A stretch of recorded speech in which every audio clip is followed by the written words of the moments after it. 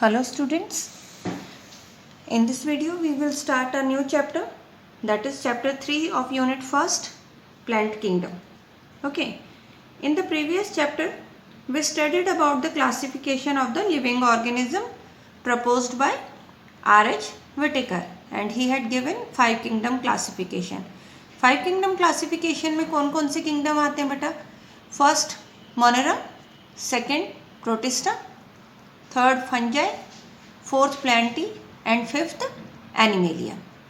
Out of these 5 kingdom classification, 3 kingdoms, that is Monera, Protista and fungi, we already did in a previous chapter, that is biological classification. Now only 2 kingdoms are left. One is the kingdom plantae and another is the kingdom animalia. So in the third chapter we will do kingdom plantae and in the fourth chapter we will do animalia. Okay, kingdom animalia. Now first of all we come on to the classification. तो Plantae kingdom को classify करने के लिए from the very beginning, बहुत पहले से बेटा some of the philosopher they just tried to classify the plants. मतलब कुछ बहुत पुराने टाइम, एंशिएंट टाइम से फिलोसफर्स प्लांट किंगडम को क्लासीफाई करना चाहते थे. तो उसमें सबसे फर्स्ट जो क्लासीफाई किया गया था प्लांट्स को, वो किया गया था थियोफ्रेस्ट्स, THEOPHRASTUS. थियोफ्रेस्ट जो थे, ही वॉज अ ग्रीक फिलोसफर और उन्होंने प्लांट्स को क्लासीफाई किया था into different category, either herb, shrubs or trees, and in his book Historia Plantarum. कौन सी बुक में बेटा? Historia Plantarum. Later on Carolus Linnaeus, जिन्होंने बाइनोमियल नोमेनक्लेचर भी दिया था बेटा, वही कैरोलस लीनियस ने भी प्लांट किंगडम को क्लासीफाई करना किया. अब उन्होंने जो क्लासिफिकेशन किया प्लांट किंगडम को, वो किस पर बेस्ड था? That was based on the gross morphological characters. Gross morphological character कैसे कि किस तरह का हैबिट है, क्या कलर का है, नंबर्स कितने हैं, शेप ऑफ लीफ कैसी है. तो थियोफ्रेस्ट ने तो केवल मॉर्फोलॉजिकल फीचर्स लिए थे. कैरोलस लीनियस ने ही टुक मॉर्फोलॉजिकल फीचर यानी वेजिटेटिव कैरेक्टर्स के साथ साथ उन्होंने एंड्रूशियम का स्ट्रक्चर भी. एंड्रूशियम का मतलब होता है बेटा स्टेमन. आप लोगों ने 10th क्लास में फ्लावर का स्ट्रक्चर पढ़ा होगा. तो फ्लावर का जो स्ट्रक्चर होता है उसमें हम लोग बेसिक स्ट्रक्चर जो लेते हैं, इस तरह से पेटल्स होते हैं, ये कैलिक्स, ये यहाँ पे हम लोग बनाते हैं पिस्टल जिसमें ओवरी, और ये इधर हम बनाते हैं दैट इज स्टेमन. तो stamen is the male reproductive part, it is also called as androecium. तो दिस इज स्टेमन. सारे स्टेमन्स को कलेक्टिवली कॉल्ड एज एंड्रूशियम. तो कैरोलस लीनियस ने वेजिटेटिव कैरेक्टर्स के साथ साथ एंड्रूशियम के स्ट्रक्चर को भी, सबको दोनों को इक्वल वेटेज दिया और उन्होंने टू क्लासीफाई करा प्लांट्स और एनिमल, किंगडम प्लांटी को. लेकिन उन्होंने, उनका जो क्लासिफिकेशन था वो बहुत साल तक चलता रहा, लेकिन later on it was discarded. Why? Because most of the vegetative characteristics are affected by the environment. Environment से भी बहुत से वेजिटेटिव कैरेक्टरिस्टिक्स क्या हो जाते हैं? अफेक्टेड हो जाते हैं. तो उसकी वजह से हम उसे क्लासिफिकेशन नहीं करते. That's why this system is called as artificial system of classification. Later on the natural system of classification came into existence. Natural system of classification many scientists had tried, but the most accepted one was the system classification which was given by George Bentham and Joseph Dalton Hooker. यानी George Bentham और Hooker, Joseph Dalton Hooker ने जो classification the, that was later on well accepted. Now इन्होंने जो classify किया वो classification किस basis पर था? तो they classified the plants on the basis of their external morphology as well as internal structure. Okay, अब इंटरनल स्ट्रक्चर में उन्होंने क्या क्या लिया बेटा? Ultra structure. अल्ट्रा स्ट्रक्चर का मतलब हुआ कि जैसे सपोज हम कह दें कि इसके अंदर क्लोरोफिल, जो क्लोरोप्लास्ट होते हैं उसमें कौन कौन से पिगमेंट प्रेजेंट है? क्लोरोफिल ए है, बी है, जेंथोफिल है, केराटिनॉइड है, फ्यूकोजेंथीन है। ठीक है, एनाटमी किस तरह की एनाटमी है? जैसे हम कहते हैं you will study in the anatomy of the flowering plant की सम ऑफ दैट लीफ का ही अगर हम लोग देखते हैं तो डॉर्सोवेंट्रल लीफ की अलग एनाटमी होती है। ठीक है, आइसोबायलेटरल लीफ की अलग एनाटमी होती है। तो एनाटमी में एम्ब्रियोलॉजी, एम्ब्रियोलॉजी मतलब कि डेवलपमेंट ऑफ द एम्ब्रियो। जब एम्ब्रियोनिक डेवलपमेंट होता है तो उसकी कैसे डेवलपमेंट होता है।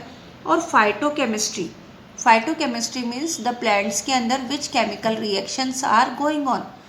तो on this basis means external morphology as well as internal structure, दोनों को मिला के उन्होंने जो सिस्टम दिया that was called as natural system of classification. Nowadays, along with this external morphology and the internal structure, now phylogenetic classification system also emerge. Now, what is phylogenetic classification system?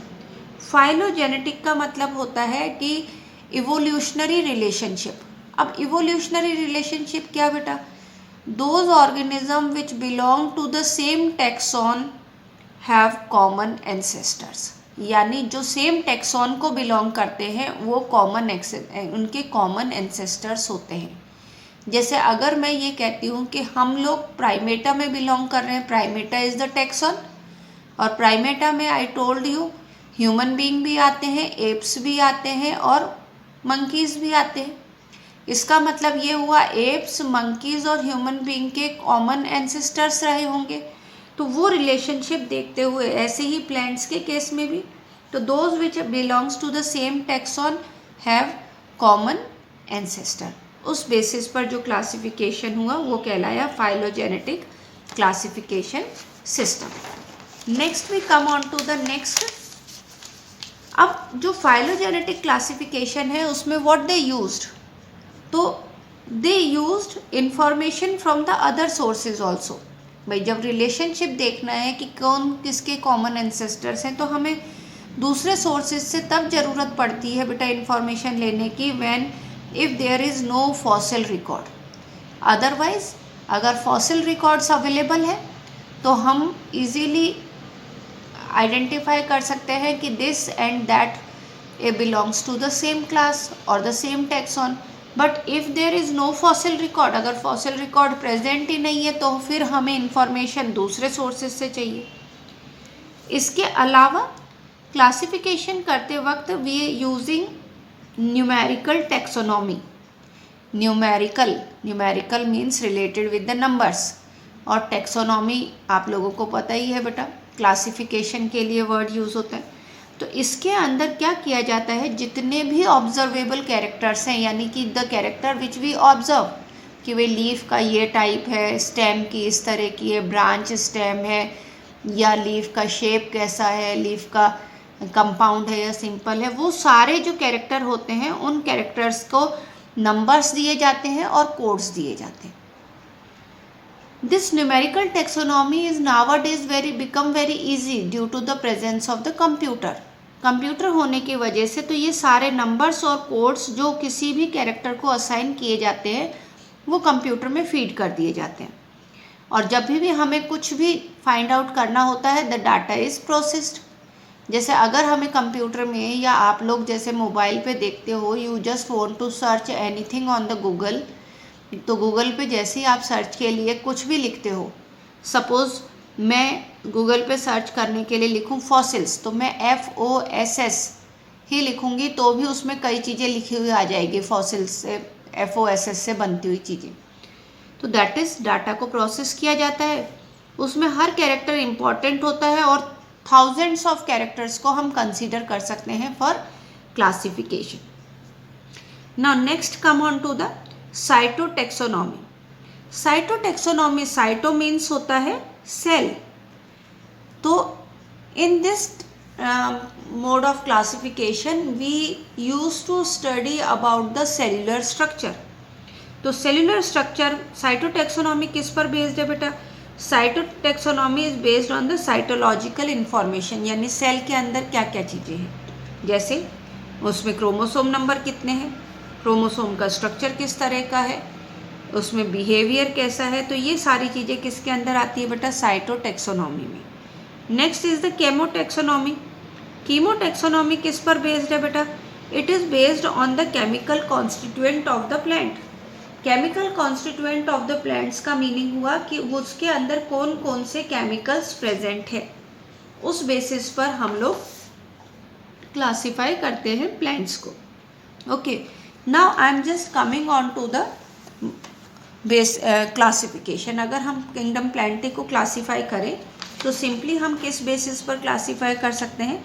तो there are two modes of classification. दो तरह से हम classify कर सकते हैं बेटा. सबसे पहले मैं क्लासीफाई करूंगी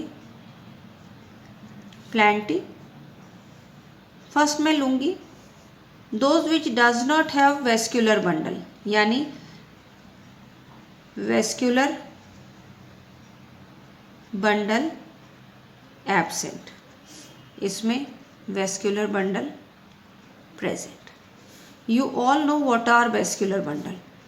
xylem and phloem together formed vascular bundle. Okay, तो जब वेस्क्यूलर बंडल एब्सेंट है और इसके अंदर वेस्क्यूलर बंडल प्रेजेंट है, तो वेस्क्यूलर बंडल जो एब्सेंट है इसके अंदर हम सिंपली ले लेते हैं Thallophyta and bryophyta. Some member of the bryophyta have a vascular bundle, xylem phloem present होता है but at a very primitive stage, इसलिए हम इसको नॉन वेस्क्यूलर बंडल एब्सेंट ही कंसिडर कर लेते हैं. यहाँ पे जब वेस्क्यूलर बंडल प्रेजेंट है बेटा, उसको हम लोग डिवाइड करते हैं थ्री कैटेगरीज में. One is the pteridophyta,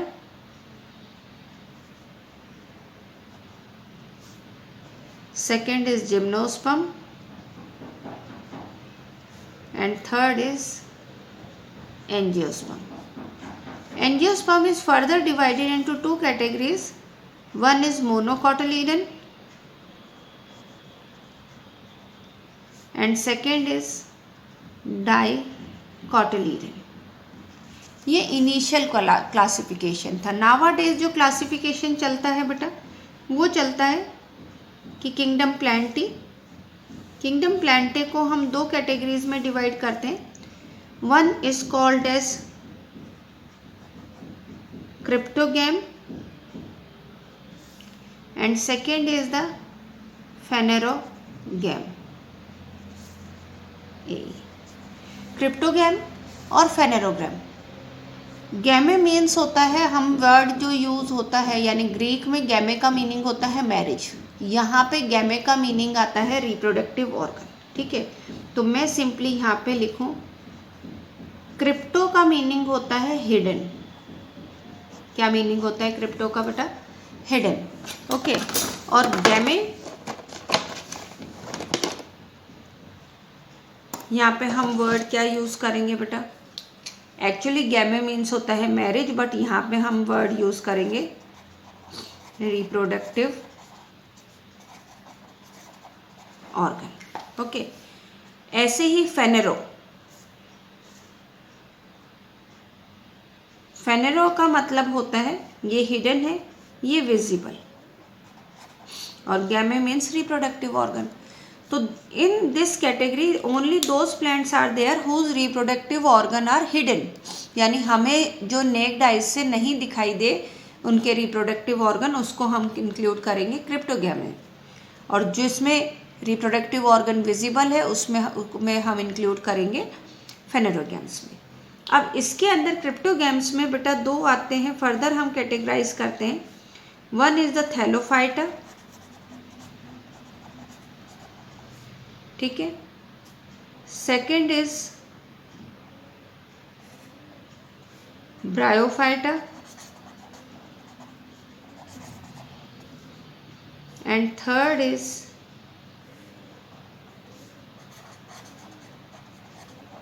pteridophyta. ये 3 आ जाते हैं किसके अंदर बेटा? क्रिप्टोगेम्स में।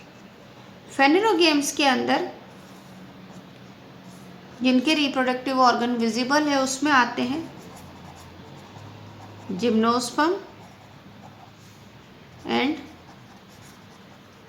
एंजियोस्पर्म। जिम्नोस्पर्म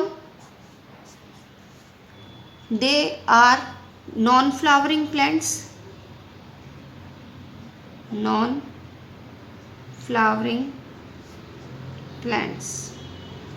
इन जैसे ये क्रिप्टोगेम्स में थैलोफाइटा में आते हैं, तो ये जिम्नोस्पर्म और एंजियोस्पर्म को हम एक और कैटेगरी में इंक्लूड कर सकते हैं, that is called as spermatophyta. Spermatophyta मतलब मीन्स होता है सीड बियरिंग प्लांट्स। क्या प्रेजेंट होते हैं बेटा? सीड बियरिंग, यानी दे हैव सीड्स। तो gymnosperm is the non flowering plant and angiosperm is the flowering plants, यानी इनके अंदर फ्लावर्स प्रेजेंट होते हैं। Angiosperm is further divided into 2 category, one is the monocotyledon and second is dicotyledon. Okay, so this is about the classification of the plantae. Now we have to study about the class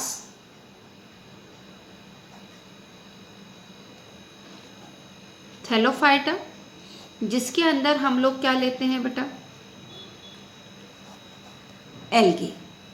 अब algae किसे कहते हैं बेटा? तो simply algae are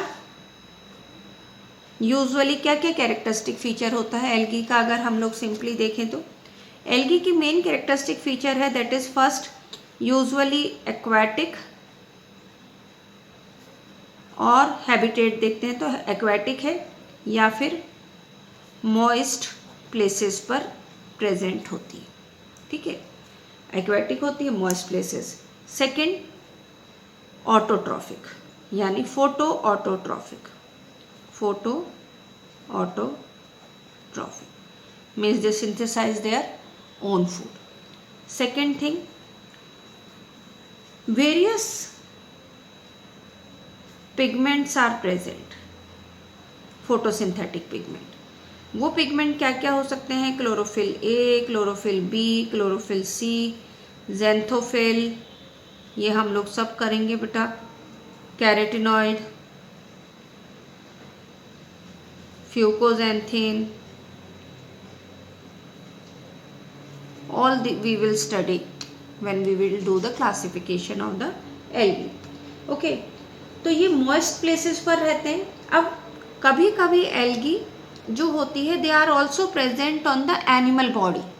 कुछ algae animal body के ऊपर भी रहती है, तो वो those are called as epizoic। क्या कहलाती है ये? epizoic। एपिजोइक क्या है बेटा? Algae lives on animal body. इसका एग्जाम्पल अगर हम लेते हैं बेटा तो स्लॉथ बियर एक एनिमल होता है बेटा। स्लॉथ बहुत ही आलसी है, जैसे आलसी इतना है कि वो मूवमेंट ही नहीं करता, it remain on the tree branches पर लटका रहता है बेटा, हिलता डुलता बहुत कम है, और यूजुअली जिधर रहता है वहाँ रेनी सीजन ज़्यादा रहता है, तो उसकी बॉडी के ऊपर एल्गी की, उसके हेयर्स पर एल्गी की ग्रोथ हो जाती है बेटा, और वो पूरा ग्रीन कलर का हो जाता है, और इस तरह से वो प्लांट्स के ऊपर अपने आप को क्या कर लेता है? कैमोफ्लेज कर लेता है। कैमोफ्लेज मतलब कि जो उसके प्रीडेटर होते हैं, जो उसके ऊपर अटैक कर सकते हैं, उनको वो दिखाई नहीं देता, क्योंकि वो भी ग्रीन कलर का हो जाता है, प्लांट भी ग्रीन कलर के हो जाते हैं, तो वो उसमें सराउंडिंग में मर्ज हो जाता है, मिक्स हो जाता है। तो when the algae is present on the animal body, live on the animal body, then this type of algae is called as epizoic algae. Okay. Now we come on to the next thing कि अगर हम simply algae को include करें तो algae उसके लिए सबसे पहले हम लोगों ने इसका हैबिटेट लिया बेटा, फिर हमने इसका मोड ऑफ न्यूट्रिशन लिया, नेक्स्ट हम लोगों ने पिगमेंट्स लिए. Now we can come on to that कि how what type of the algae are. तो algae may be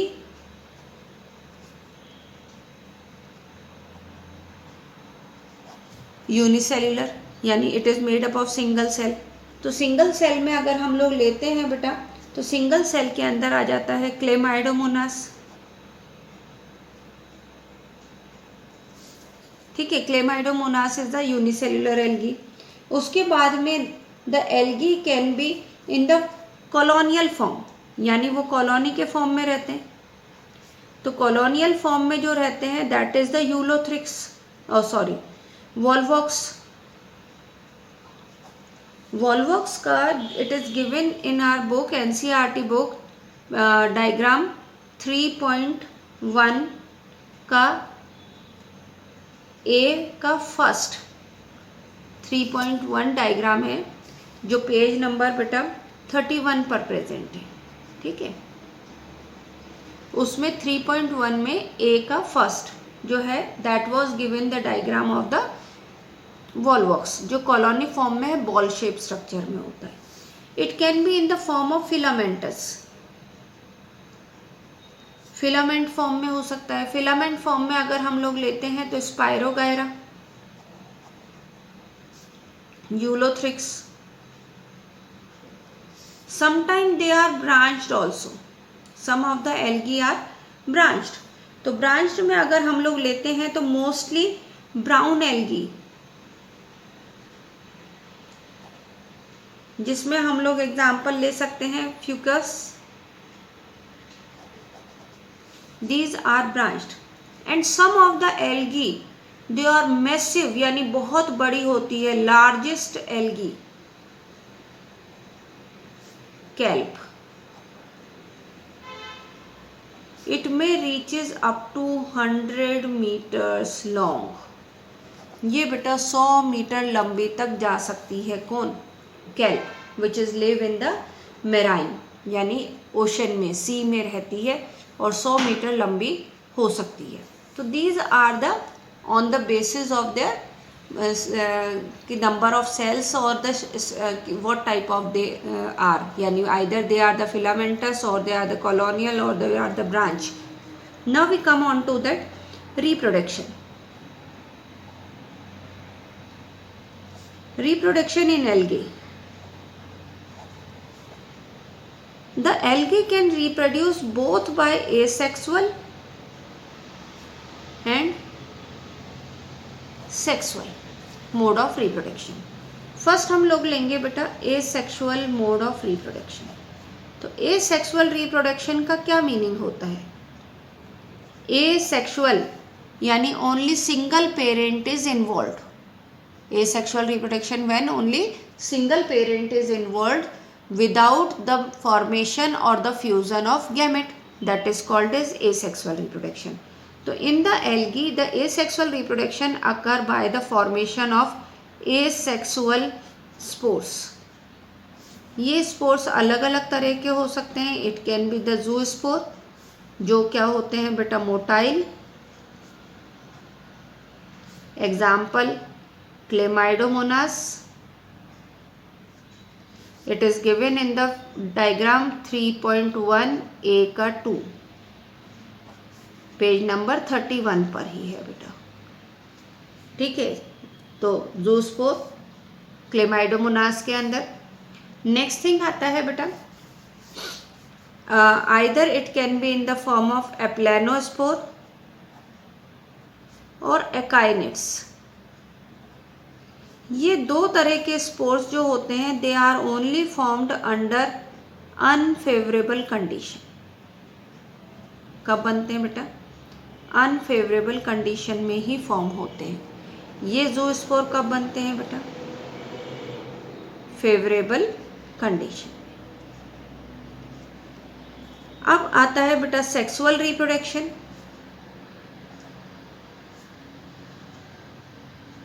तो ये जो अनफेवरेबल कंडीशन में बनते हैं, इनके क्या होती है बेटा, थिक वॉल्ड होती है, they have thick wall around them.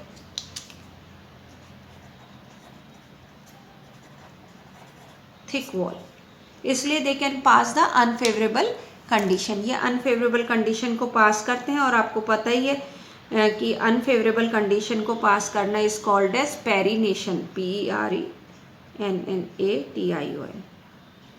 Perennation. Sexual reproduction जो होता है by the fusion of gamete, by the fusion of gamete होता है बेटा। तो गैमेट किस तरह के हो सकते हैं, पहला आइसोगैमेट। आइसोगैमेट का मतलब हुआ both the gametes are of same morphology. Morphology मतलब स्ट्रक्चर सेम है। सेकेंड होता है एनाइसोगैमी। एनाइसोगैमी में ये वाला साइन बेटा में मेल के लिए बनता है बायो में, और ये वाला साइन फीमेल के लिए बनता है, ठीक है, ये मेल के लिए। तो both male and female gamete are of different structure. Next आता है बेटा थर्ड, oogamous। oogamous में क्या होगा बेटा, फीमेल गैमेट हरदम बिग साइज का होगा और नॉन मोटाइल होगा, और मेल गैमेट हरदम स्मॉल साइज की होगी, या फिर ये इस तरह से, और मोटाइल होंगे। तो male gamete small and motile, और female gamete big and non motile. This condition is called as oogamous. Most of the algae are haploid, so they passes the whole time as a haploid individual. Later on I will tell you, according to that, different type of life cycle is there, either haplontic, diplontic, or the haplodiplontic. Okay, in the next video we will do the classification of the algae. Thank you.